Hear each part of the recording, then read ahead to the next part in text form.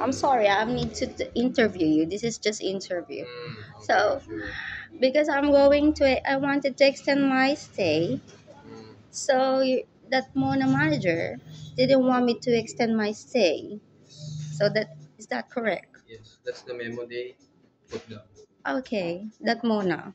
So Hmm. that Mona is not really inborn here in Metro Manila, right? She's from Visaya region.